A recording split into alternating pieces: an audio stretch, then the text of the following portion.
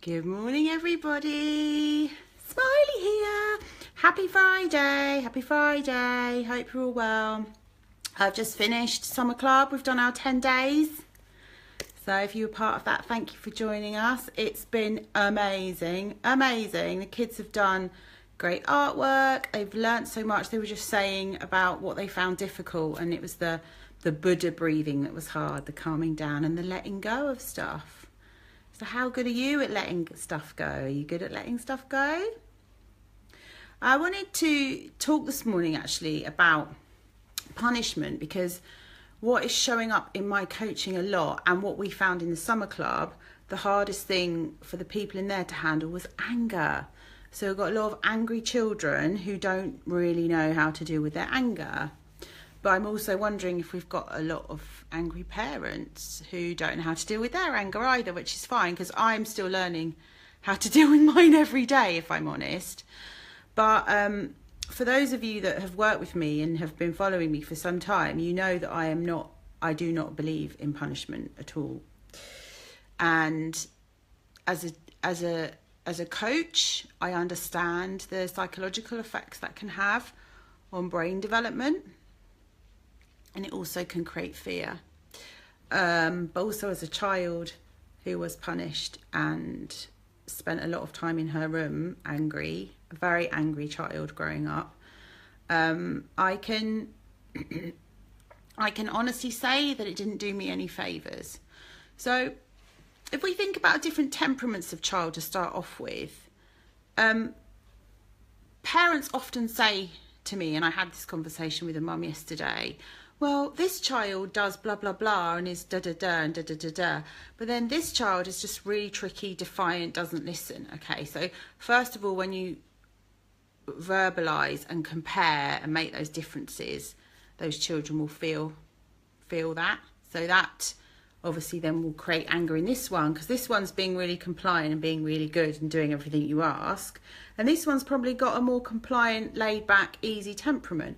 Whereas this one is probably much more strong-willed. And this one is more tricky to parent. This child is not more tricky to parent. Both of these children are okay. What doesn't work is the parenting style. So you have to match the parenting style with the temperament of your child. But today I want to talk about strong-willed, sensitive children. That's me. Of which are most of the little bears that show up in my coaching room. And for them, punishment and authoritarian parenting does not work. When you try and punish a strong-willed child, you will be met with more anger. And then if you can't process your anger and stay calm in the eye of the storm, that is just one almighty angry mess, isn't it? And actually, in amongst the mess, we've missed the learning opportunity, and we've missed the moment to regulate our emotions and to feel safe with our anger, or to be okay and comfortable with it. And I think that when you're locked in a power struggle with a strong-willed, sensitive child, there's lots of things going on there. But primarily, the reason why you punish them is because you're trying to teach them not to do that the next time. But have they got the tools to be able to process their anger and calm down? No. So punishing, we don't need to feel bad to learn the lesson. So when we were learning how to walk and eat and talk and read and write, no one punished me to get me to do that. And I hope no one punished you. We just learned how to do it because that's how we roll. We learn things. So we don't need to punish our kids to teach them to do the right thing. In fact, when we motivate good behaviour through external means like reward charts and punishment, it means that they're always looking outside to know what to do next. And they're always approval seeking. So I'm the world's biggest approval seeker. Because as a child on the receiving end of a parent, it's like, if you do this right, then I'm a happy mummy. And if I do this wrong and I punish you, then I'm disappointed in you. So then I take that blueprint into my adult life. Do you see what I mean? And I need to make sure that the other person's okay and they're happy in order for them to like me, in order for me to know that I'm not going to be punished and feel okay. So we don't need to feel bad to learn, and we don't want our children to be externally motivated. We want to bring it back to them and say, well, how does that feel for you? And actually, a lot of us who don't listen to our anger, who can't deal with our anger, who stuff our anger down with food, who drink on our anger, who are saying, it's fine, it's fine, it's fine, and then being passive aggressive or muttering under their breath or being sarcastic, we're unable to voice our anger and get it out of our bodies. And if we can't do that, then our kids can't do it. And I suppose what we do is we punish them for the behaviour we see when they're angry. So they're defiant, they answer back, they might hurt us, they might break things, they might slam doors. And that annoys us. And we don't want that behaviour, but that also triggers fear in us because it makes us think, oh my God, my child is going to turn into an axe murderer or end up in a ball store. Look at them wrecking the joint. But that's our stuff. And actually, it is okay for us to feel angry. And we need anger sometimes. And so what I've been trying to teach the kids in summer club this week is to harness their anger and be with it and breathe it out, or find a way that's right for them. So I see in my coaching that boys are much more physical with their anger. So they need to kind of like jump around, go on the trampoline, run around outside, smash a ball against a wall. They need to discharge their anger in a physical way. I would say I'm quite like that. I was quite like that growing up because I was a real door slammer and a stomper. So I'd want to discharge my anger and it was just got to get it out of my body. Whereas I think now I'm older, I want to do what I see a lot more of my gal clients doing, which is wanting to find peace amongst the storm. So they want to do the Buddha breathing, they want to ground themselves, they want to actually be hugged and feel safe. And that's something that might surprise you, but often in coaching I'll say to kids, like, when you're feeling angry, what do you do? And they say, I go off to my room for time out to calm down. And I say to them, do you want to be alone with your anger though? What would it be like if a grown-up, or if I was there with you and I put my hand on your back and said, hey, it's okay, you're safe, you're just angry, just breathe, it's okay, you're safe. And they kind of look at me like I've grown another head and say, I'd really like that. And so then I say, well, maybe you need to mention to mummy and daddy that if they're able to stay calm and they can be with you when you're angry, that you would find that would help you calm down more. So, and then that's what I want to say to you guys is you then have to become an emotion coach. And that's not difficult because it's more about looking at the emotions that sit beneath the behaviour. So instead of trying to control the behaviour and punish the behaviour, just go for the emotion, set the emotion free, get the emotion out and let it pass on by, and then you can have a chat about it afterwards and say, hey, what was that all about? That's so unlike you to get angry. What did that feel like? And key triggers for children losing it are, first of all, halt, hungry, angry, lonely, tired. They're key ones, which I think we lose it when we're hungry, angry, lonely, tired. I mean, hangry girl, got to eat. And then the other ones are when they feel like something's unfair, when they feel like they're not being heard or not being understood, when they break something, when they argue with their siblings. And one I hear a lot is when adults get mad at me. So their response to you getting cross with them is them getting cross back. But that kind of parenting, that whole kind of like, if you don't do as you're told, you will get punished, it incites fear in your child. And fear breaks trust. And what will happen, and that's why I think punishment works up to a certain age when they're young, but especially if you've got boys that are like 6 foot tall, if you're going to go down that parenting route, I just think, how's that going to end? And they're not going to come to you with their big stuff. They're not going to come to you and go, oh, mum, I tried smoking today and it made me feel a bit sick and teacher caught us, and or mum, I've messed up on my test, or I forgot this, or I said this to so-and-so and I didn't mean to. They're not going to bring that stuff to you, because they're going to be like, you only love me when I do the things that you want me to do, when you approve of me. If I come and bring you all my mads, bads and sads, you're going to be annoyed with me. But also there's no trust there. There's no trust there. So I think you'd be quite surprised to hear that, and I'm really shocked. I'm really shocked, because actually there's laws around it now, although the laws are a bit woolly, that people still smack their kids. When we know, and I'm not going to rant on about this because I know it's a personal choice, but I know categorically as a child who was smacked that it has affected my brain development, right? It has put me into fight, flight or freeze mode, and it has flooded my body with cortisol and made my adrenals work overtime. And we know that. We can see scans of brains of children who are smacked and children who aren't smacked. When we make our children scared of us, yes, we can control them. Yes, they're compliant. Yes, they're obedient. Yes, they do as they're told. But they can't think for themselves. Their bodies are full of stress hormones. The world is a stressful place as it is, and it affects the way their brain develops, and it affects their emotional intelligence. If you still want to carry on smacking your children because you are of the school of thought of, I was smacked, it never did me any harm, that's, you know, there are laws around it now, and I really do hope that they tighten those laws, because they're a bit grey and woolly. But raging parents, or parents that hurt children, frighten their children. They frighten their children, and their children get to a certain age and they lose the control. And then what are you going to do? You're going to up the ante? Are you going to up the ante? What are you going to do then? I don't know the answer to that. I'm not a parent, but I am dealing with children every day who sometimes get scared of what they see.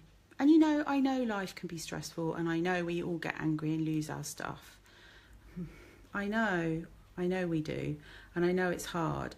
But if we want our children to be able to deal with their anger, we need to role model it to them. We really do. So that they can grow up knowing that it's safe to be anger, and it's safe for them to express their feelings.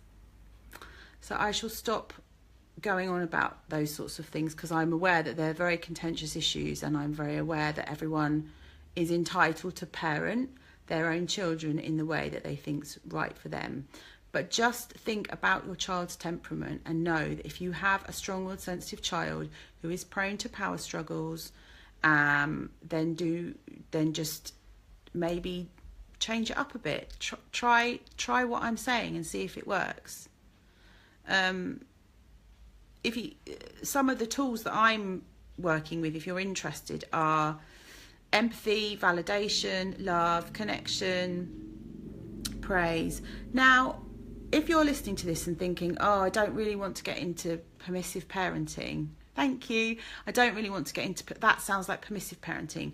There is a space, there's a sweet spot between a scary, raging, strict, authoritarian parent up this end, and a permissive, oh yes darling, do whatever you like, down this end. Neither of those are healthy. This one has got no boundaries, this one is too rigid and scary.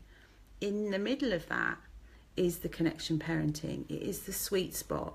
It is the place where love lives, empathy lives, validation, healthy self-esteem, strong emotional intelligence. It lives in that spot. And that is the spot that I would like to take you to.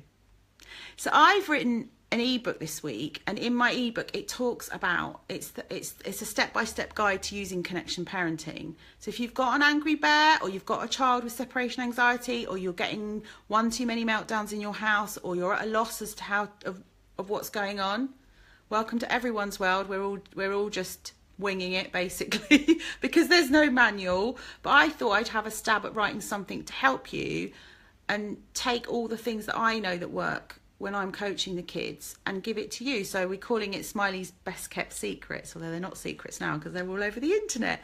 But if you just pick a random number between 1 and 30, I'm going to go to the page in my book, because I've got it here on my iPad, on Tinternet, and pick a random number, type it into the chat roll, and I shall read from that page, and we'll see what randomly comes up and enlighten us this morning. Have a bit of reading. And if anyone wants to ask me anything about connection parenting, or they want to talk to me about anger, if you feel like you can't do it on this page because you've watched this and it's made you think, oh my God, crikey, stop the world, I want to get off, email me or message me on here, lisa@smileyforlife.com. I'm here to help you. I want to help. 23. Okay, let's go to page 23. So, hang on. Well, I'm going to go to day 23 actually. So all of the days with each of the things are all put into little squares like that. Can you see? So it's quite easy. Day 23. Oh, that is a good one, Julia. Thank you. Day 23 is really listen to your child. So hang on, just bear with me, caller, while I get to day 23. Here we go. Right. Day 23. Really listen to your child. Are you all listening? Like really listening. Put down what you're doing. Take a deep breath. Put your feet on the floor and listen.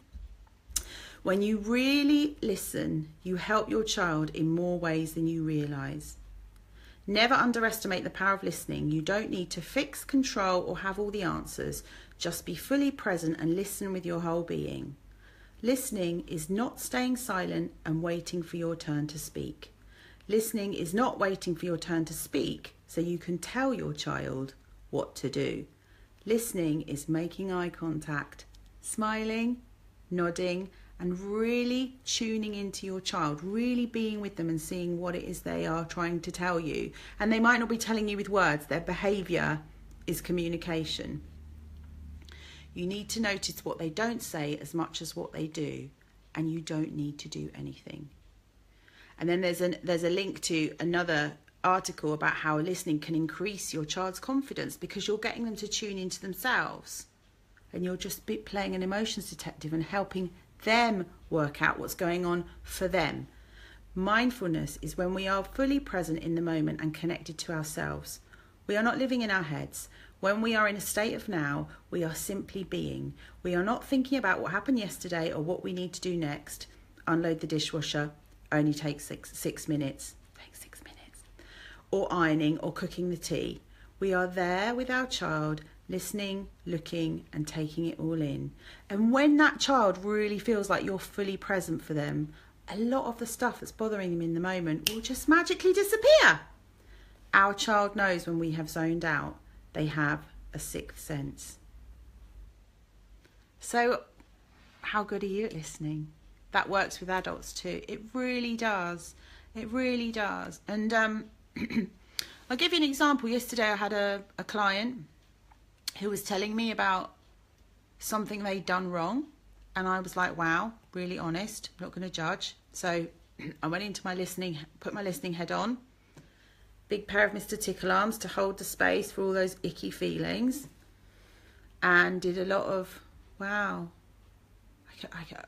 that must have been really hard for you. Well, thanks for telling me. I really appreciate it. Tumbleweed. From the silence, more came, nodding.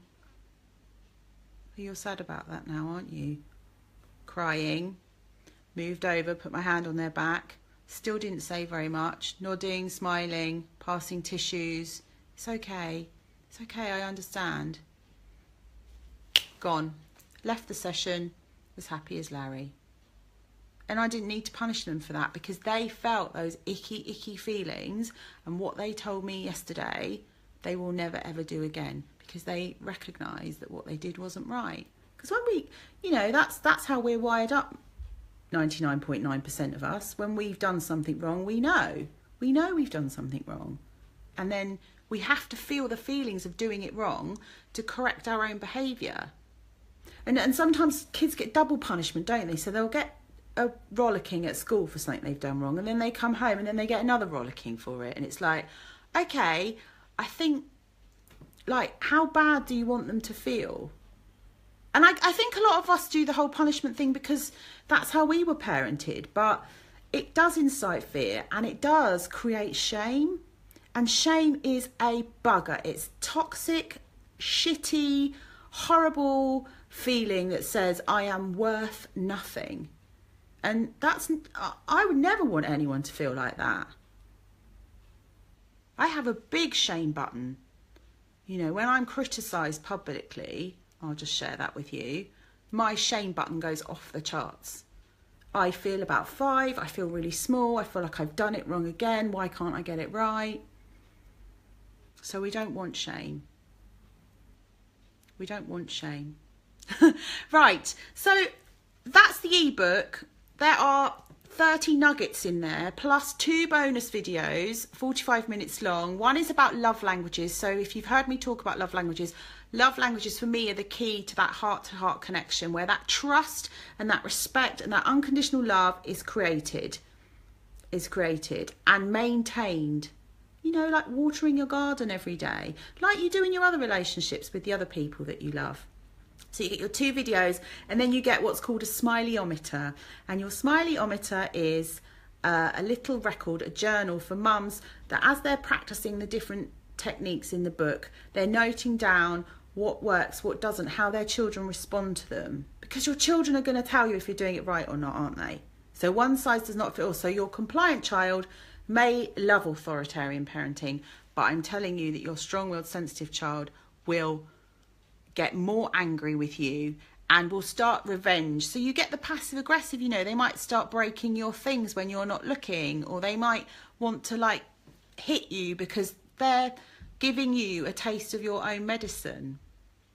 I love those kids, not just because I was one, but those children have such an amazing energy, and they are sent to this earth to change things, to break down old systems, to stop, to make things better. So we don't want to knock that energy out of them. We want to nurture it and encourage it and let them have their strong will and their tenacity and their determination. Because come on guys, let's face it, when you get out there in the real world, they're the things that help you get on in life, those qualities.